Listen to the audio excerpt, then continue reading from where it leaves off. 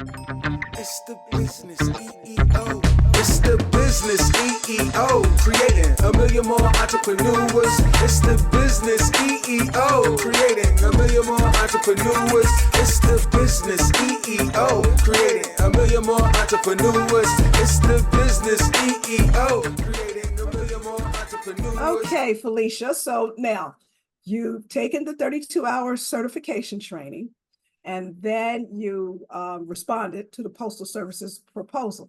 So how did you apply what you learned in the training to when you responded to the proposal? So the proposal is probably different from most proposals that you would see on sam.gov. I mean, Yes. admittedly, for me, it was the first proposal I ever submitted for, and I won. However,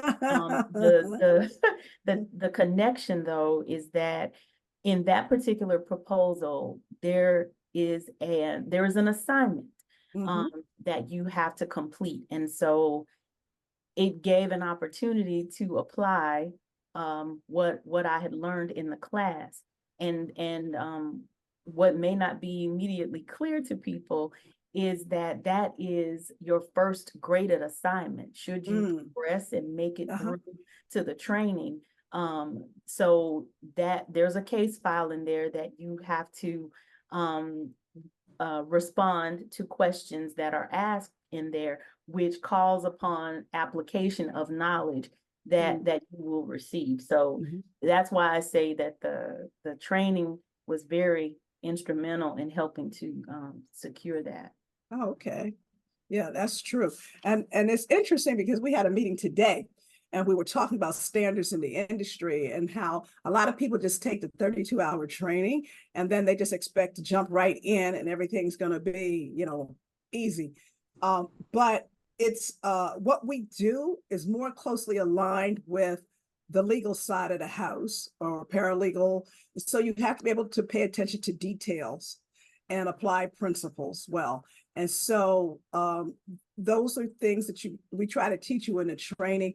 And like we said with the training, you get in it what you get out of it what you put into it. So if you don't apply yourself, then you're not going to make it. Yeah, that's I would say that's one of the reasons I do like the Postal Services program, because there's that great correlation between the two, and you have a chance to apply what you've learned. Now, let me ask you this, because I'm gonna go back to the proposal. When you were working with Susan, yes, who reviewed your proposal, how did you feel after she went through it and she went over some things with you? Well, I will say, I felt very proud of myself, because obviously I viewed her as an expert. And when she reviewed it, the errors that she caught were pretty minor. But when she told me, she said, "You've done a really great job with this." That was that was the shot in the arm that I needed. So, and then the things that that needed to be corrected, she took the time to kind of explain it. So it's not like I felt very supported. I wasn't just cast out there, and but it was a teaching moment in that too. So yeah, I felt very supported, and again, like I said, I was very happy that I did decide to do that. Oh, okay. Yeah.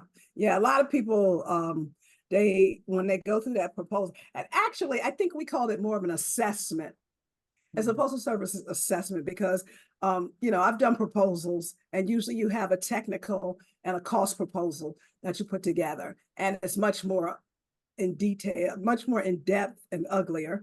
But I would say it's an assessment that the Postal Service is doing, because they really want to assess if really you're worth investing in, worth bringing, them spending the time to bring you on and get you trained up, because they are investing time and resources into you. So that's what that is. That's an assessment, I think, more than a proposal, although they call it proposal, but it is, because you're right with the questions they ask. Yeah.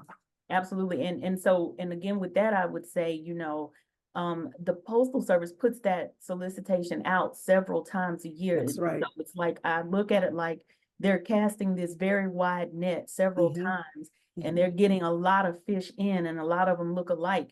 In a scenario like that, you want to make yourself stand out, and being able to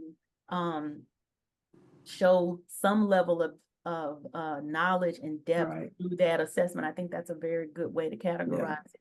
Would definitely help you stand out. More importantly, if you make it through to the second round, then you're not one of those people that has a hard time keeping up. It's a really intense process after that.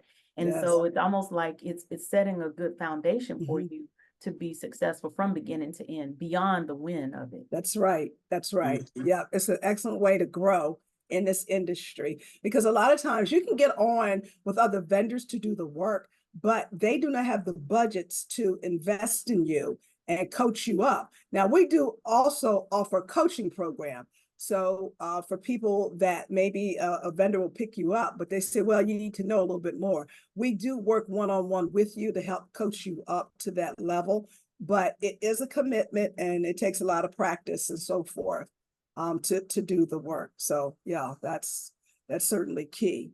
Now, the other thing you mentioned after you met with Susan and you had to turn in your proposal, what did you think then? What was that process like then?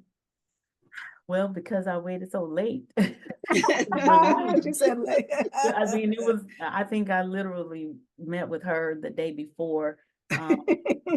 And that wasn't my plan. I had planned to submit it much sooner, but I spent a lot of time focusing on a different part of the proposal, all of the things about myself.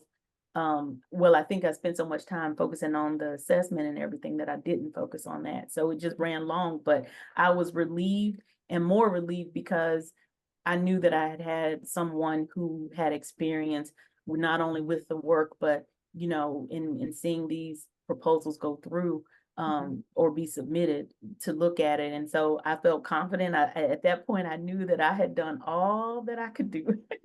So it was over. Cool. Now, something else you mentioned, your prior experience as an HR consultant, and your initial plans were in 2020 was to set up the business and grow it and so forth. So we're going to take a break now, and when we come back, we're going to talk about your plans for growing your business now that you've got this certification and you've got a couple of other certifications from us, and so forth. So we're going to step away and we'll be right back. It's the business EEO. It's the business EEO. It's the business EEO. Creating a million more entrepreneurs. It's the business EEO. Creating a million more entrepreneurs. It's the business EEO. Creating a million more entrepreneurs. It's the business EEO. Creating a million more entrepreneurs.